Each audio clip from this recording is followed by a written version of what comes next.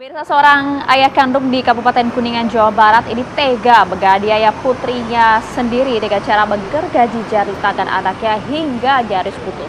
Tak hanya itu, sebelumnya sang ayah juga melakukan kekerasan fisik terhadap sang anak. Perempuan yang masih duduk di bangku sekolah dasar kelas 5 ini pemirsa masih menahan rasa sakit ya. Usai jari telunjuknya sebelah kiri ini digergaji hingga nyaris putus oleh ayah kandungnya sendiri bernama Triwanto.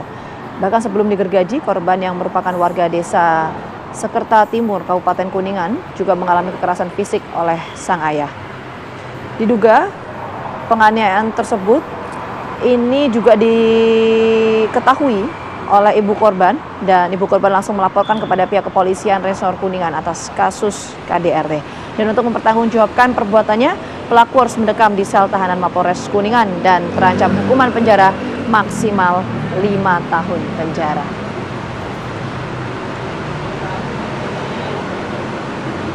Oke, apa sebetulnya pemirsa menjadi motif kenapa sang ayah kemudian tega melakukan penganiayaan terhadap anak kandungnya sendiri ya? Ya, itu dia. Kita akan coba menjawabnya. Vita dan juga pemirsa sudah tersambung bersama kami dari Kasat Reskrim Polres Kuningan, AKP Putu Ika Prabawa.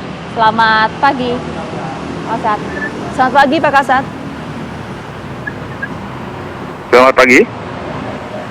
Ya, Pak Kasat, mungkin bisa dijelaskan terlebih dahulu sebenarnya saat ini kondisi korban seperti apa?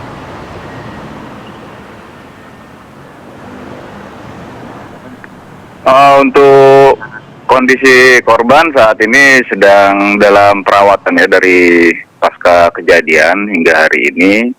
Itu korban masih dalam kondisi perawatan baik secara fisik maupun secara psikis. Jadi untuk secara fisik kita sudah bekerja sama dengan pihak kesehatan setempat, desa setempat untuk melakukan perawatan luka pada jari tangan korban. Kemudian untuk secara psikis kita bekerja sama dengan instansi terkait dengan pemulihan psikologi daripada mental daripada korban. Oke, Pak Kasat, kita harapkan juga kondisi dari korban ini segera pulih kembali ya, baik itu secara psikis maupun fisiknya. Pak Kasat, tapi kalau perkembangan penyidikan ini, alasan sang ayah tega melakukan hal seperti itu tuh apa sih sebetulnya, Pak?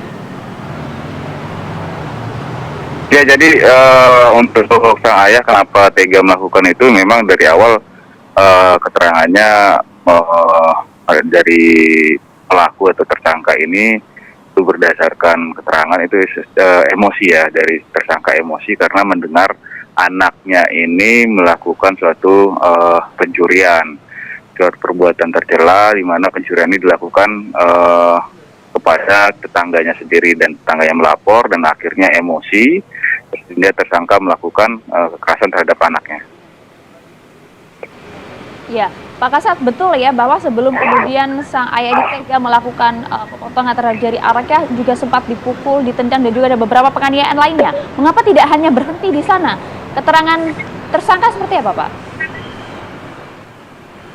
Ya, betul, Pak. Jadi memang tersangka emosi ini, jadi awalnya dia hanya memukul bagian kepala, kemudian beralih menendang ke bagian perut, dan sebelumnya itu juga sempat membanting korban, dan kemudian akhirnya jadi menggergaji tangannya.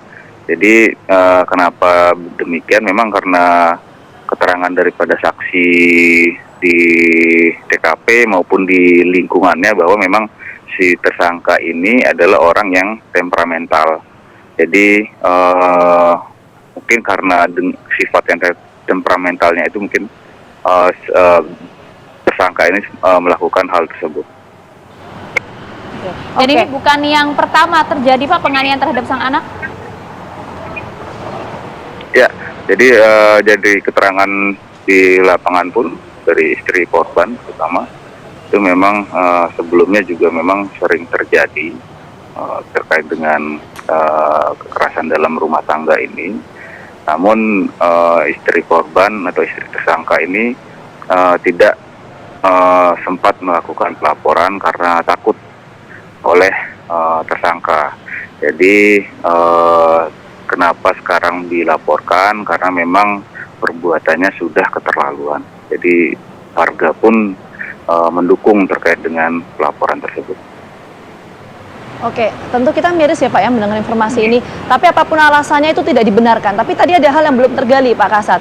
Pak Kasat menyampaikan bahwa alasan sang ayah ini karena korban ini mencuri. Memang faktanya demikian atau bagaimana Pak? Berdasarkan perkembangan penyidikannya?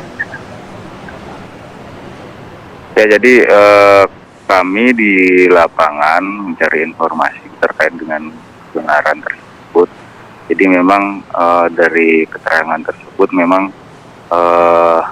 pada saksi atau tetangga daripada korban itu memang kita tanyakan, memang ada menanyakan terkait dengan kehilangan barang milik tetangganya, dan memang dari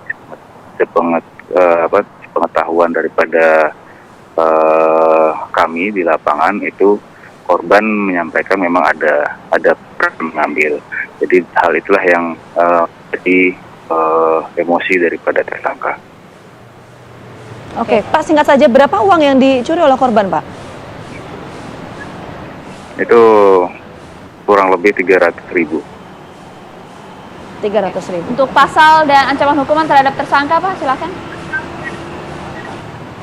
Ya, jadi untuk penerapan pasal kita memakai undang-undang berlapis, jadi undang-undang KDRT maupun undang-undang perlindungan anak, di mana ancaman yang diterapkan di sana adalah 5 tahun penjara. Oke, baik. Terima kasih banyak Pak Kasat. Nanti kita tunggu perkembangan penyidikan seperti apa.